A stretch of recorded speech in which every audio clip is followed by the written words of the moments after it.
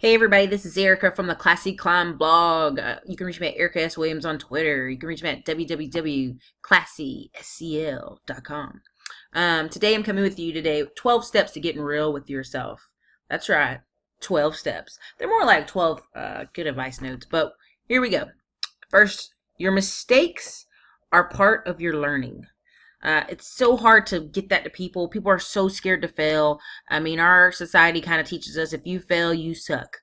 And I'm sorry, entrepreneurship and business and life, the way you learn is failing. The way you learn to appreciate a good man or a good woman is when you mess up a relationship and realize, man, I had a good thing. Next time that good thing rolls around, I'm going to make sure I keep it. Again, same thing. So you got to learn from your mistakes. You can't keep charging head on into a brick wall even after it hurts. You have to learn, okay, I won't do that again, or I won't overspend again, or if I go bankrupt, I won't do that again.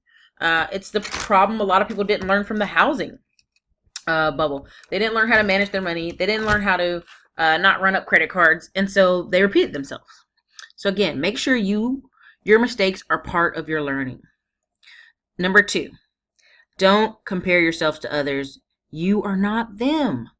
We suffer from this in America so bad. We worry about the 1%. We worry about Kim Kardashian. We worry about all this other crap that doesn't matter. We're not them, and we don't need to compare ourselves to them. I think it's the most detrimental thing to marriage, to jobs, to life. We look at our neighbor and we want a new car now, even though we're broke. We want a newer house because our friends all moved to a bigger house. We want things that don't matter in the long run because we're comparing ourselves to someone else who has that thing.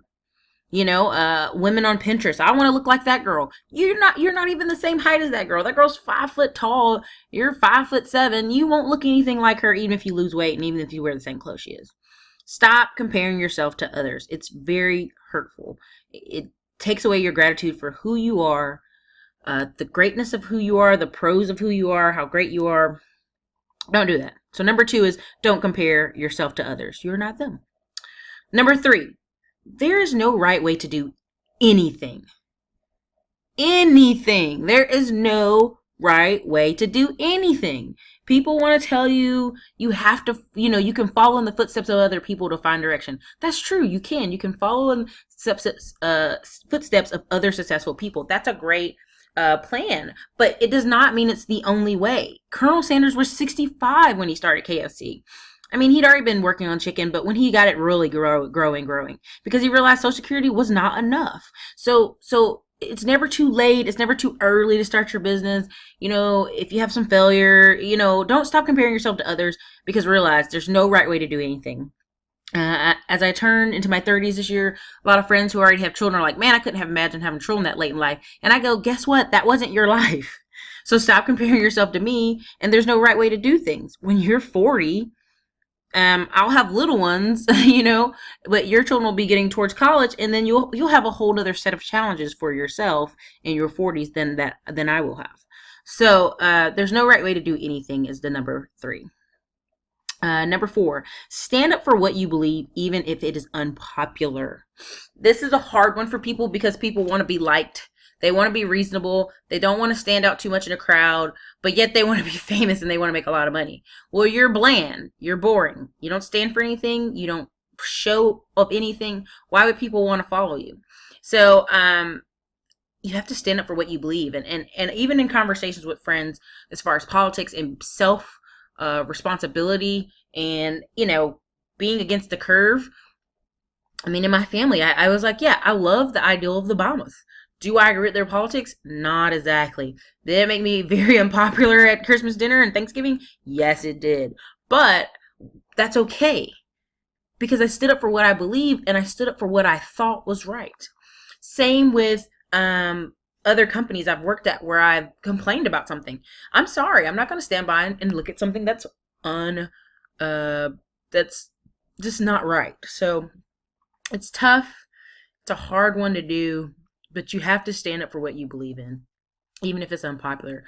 Peter Schiff, really important. Peter Schiff for years talked about the housing bubble and the credit bubble, and it's going to crash. And people called him a lunatic, a nutcase, a retardo.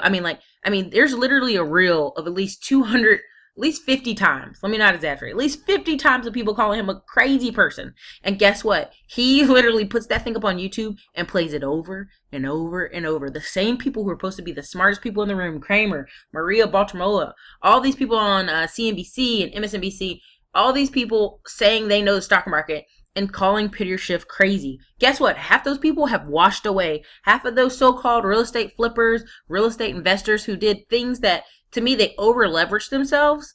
When Peter Schiff stood up, it was unpopular. But guess what? He was right.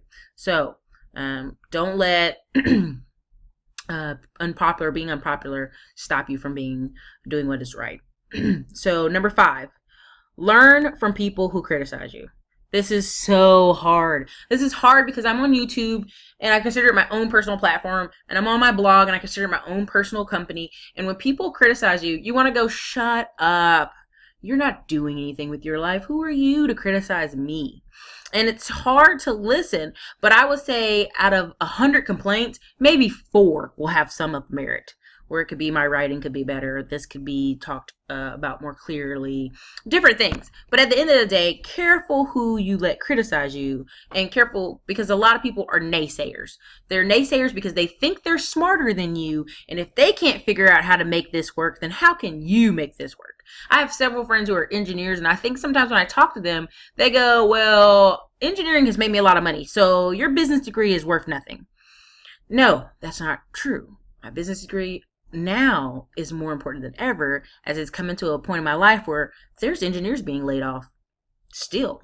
Now you're pretty much going to turn around and get another job, but they're still being laid off. A business person can start a company right then and there and make millions. And so even though the engineer is making $100,000 a year, and if they save it right, years in, they'll have probably a better retirement if the entrepreneur or the business person never does anything with their business degree. But at the end of the day, like, it's the skill set. Like, both our skill sets are important. And you have to be careful when you criticize others' skill set. So that's number 5. Learn from people who criticize you. Number 6. Accept your weaknesses as your features. I have big, giant, curly hair. You can't see from this video, but you see in a ton of my other videos. I have 100 videos up. So you see I have giant, curly hair. And sometimes I'd be nervous or ashamed about my hair. But then I realized that was the number 1 feature. When I went to conferences, when I went to seminars, when I went to workshops, people remembered me for my smile and my hair. They remember. So all those kids in high school that thought that was funny or made jokes on me, jokes on them. It's one of my biggest selling points, that people remember me in a crowd. So, same thing with my optimism. Accept your weaknesses as your features. I'm super overly optimistic, and I will find a way, 100 different ways to make something work because I'm so optimistic that it will work. So whatever your so-called weaknesses is, just figure out what they are and accept them as your features. They're a part of your history. They're a part of who you are. If you laugh really funny, or you overanalyze, or whatever it is, you're a critical thinker, that's okay. Remember that that's just a part of you. Now, always work on those things. Don't be like, I'm fat and I can never get skinny. You should still be trying to work on yourself. Example, Monique, the comedian, when she would be like, I hate skinny women. But at least she tried to keep herself healthy. That was the point. Number 7, look at your past as an adventurous biography. Again, I'm going to say that again. Number 7, look at your past as an adventurous biography. I can look back now at my life and go, wow, how did I make it through that? How did I work those many jobs? How did I travel? How did I get in the car and drive hours to Maryland and hours to Alabama and go to all these places and go to Alaska and live in these different places as a military kid? And can kind of go, they've made me who I am, and thank God for it, the safe road is not always the most interesting road. And God had a plan for me a long time ago. And so I always go, look at your past as an adventurous biography, and look at your future as whatever you want to make it. So get real with yourself and get real with what your history is and what your past is. I have very unique parents. Mother served many years in the military honorably, went to Iraq twice, went to Germany, all kind of stuff. My father had a very interesting past. and just his life was interesting. And so even as he's deceased now, I can look back and go, man, I wish that guy was alive. I could ask him all these different questions about himself because he was a unique person. So don't look at your past in a negative way. Look at it as it was interesting and it was adventurous. Number 8, do not underestimate your talent until you apply it 100 times. I will state that again. Number 8, do not underestimate your talent until you apply it 100 times. Do not give up. Keep going. I can't even express it in calmness. So many times I wanted to give up. And I kept going and I kept hitting the hammer. And it's about that 80% time where you're like, boom, I'm making traction. I'm making headway. When you get real with yourself, I'm really good at this or I'm really good at that. Don't give it up. If you're an artist and people are saying you're 50 years old, you're too old to be an artist. There are a million ways to go on tours right now as we speak all over Europe and book out a sold out tour as an American. It's the internet. It's amazing. It's so much you can learn. I would totally want to teach a course on it. But Ryan Leslie is teaching that course right now. And you can go around the world. Don't give up on your dream. I mean, that's my thing. When I hear artists say, oh, I never made a CD. I wanted some record label to discover me. That's lazy. Go get off your ass. Go in the studio. Make a CD. Promote it. Just promote it. Sing. Do what you do. Find you a business partner that helps promote you. But don't underestimate your talent until you've applied it 100 times. Number 9, every single problem you have is not unique. Someone else has suffered this before. I know we all want to think we're a special snowflake, but we're not. If you live long enough, you will see stuff come back around. It's an old saying people have. You live long enough, you'll see it. There's nothing new under the sun. All those sayings are true because there's so many people who lived life before you and have done the same exact thing and have had the same struggles. And so, we have friends who date someone who's no good for them, and you try to warn them, and they go, no, you don't know. This person's different. No, baby. He's exactly the same. He's like every other married guy who cheated on his wife and saying he's leaving. He's like every other drunk alcoholic who said he's going to quit drinking. He may quit, and that's great, but he'll have stumbles. And so you have to be realistic that every single problem you have is not unique. So don't act like everything's a crisis, because it's not. It's a great way to be real with yourself. Number 13. Oh, sorry, not number 13. Number 10. Intelligence is relative. Self-esteem is not. So intelligence can be measured. Self-esteem is not. I mean, you have to know within yourself that just because you're not skinny, just because you're not super hot, just because you're not a model, just because you don't have millions of dollars, that you aren't worth it. You are worth more than gold. Don't be ridiculous, but you are worth more than gold. Intelligence, now there's always going to be someone smarter than you in the room. There's always going to be someone stupider than you in the room. And don't overinflate that. Self-esteem is one of those things you have to hold on to. And if you're lashing out at others or being jealous or vindictive, you're not recognizing how much worth you are and disregarding the worth of who they are. Number 11, express your anger in a creative way.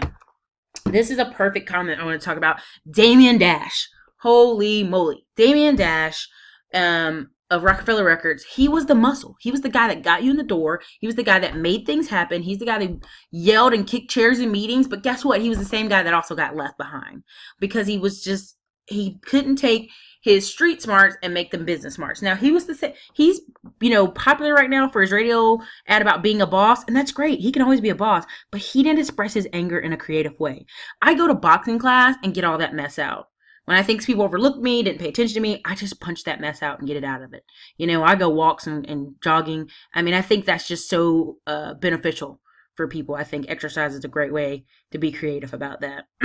Number 12 and a final, surround yourself with people who want you to succeed. This is the most important. And this is, if you don't get anything else, surround yourself with people who want you to succeed. Do not be around 9 broke people who think your dream is stupid. Do not be around 9 naysayers. Do not be around people who do not want to flow in the way you are flowing. You have to break free. Even if it's your family, even if you love them, you have to get out of that box and go where there are people who surround you and support you and want you to win. It's one of the best things ever, is being around people who want you to win and are winners. And if you have people that support you like that, keep them around. Again, this is Erica from the Classy Line blog, 12 steps to getting real with yourself. Make sure you hear them and play them again. You guys have an awesome day. Thanks.